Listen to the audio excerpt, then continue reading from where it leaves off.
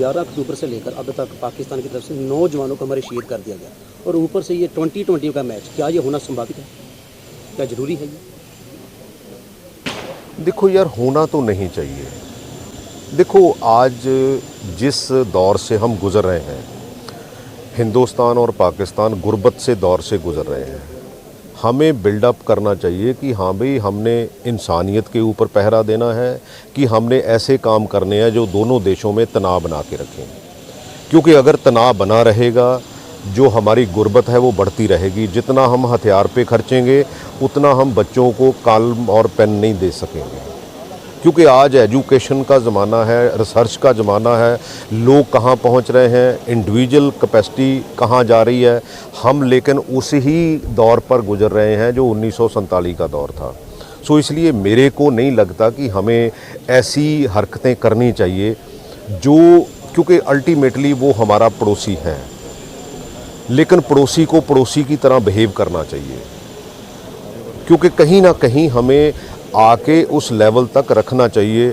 मेरा ख्याल है कि हमारा भी ऑलमोस्ट 30% बजट जो है वो हथियारों के ऊपर लग रहा है और उनका तो ऑलमोस्ट 80 से 85% है। मैं वहाँ पाकिस्तान में 2-4 बार जितनी बार भी खेलने गया था, तो वहाँ बहुत बड़ी गुर्बत है, हमसे भी बढ़तर उनके हालात हैं।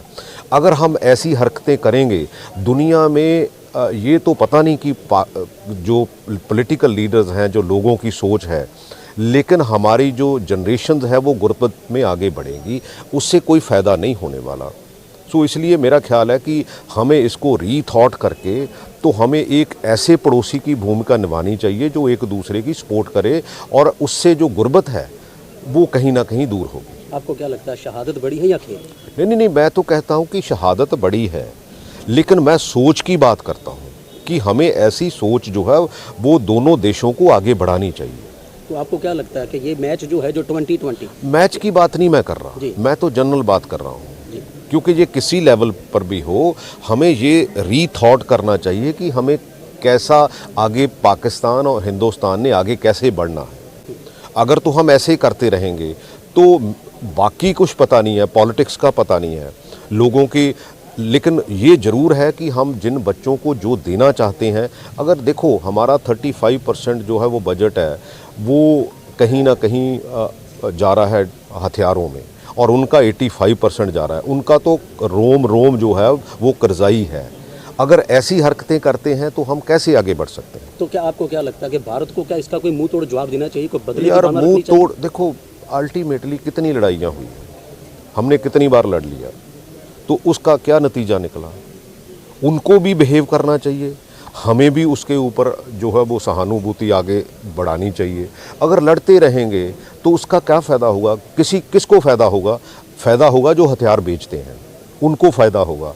उनकी कंट्रीज़ आगे बढ़ रही हैं, हमारी कंट्री जो है वो पीछे जा रही हैं। वैसे देखा जाए तो अक्सर कहते हैं कि खेल जो है वो एक दूसरे को जोड़ कर रखता है, लेकिन अगर यहाँ पर खेल की बात करें तो 2020 होना भी चाहिए कि नहीं होना चाहिए? देखो, मैं जो बात कहना चाहता हूँ, मैं खेल भावना की वो समझता हूँ।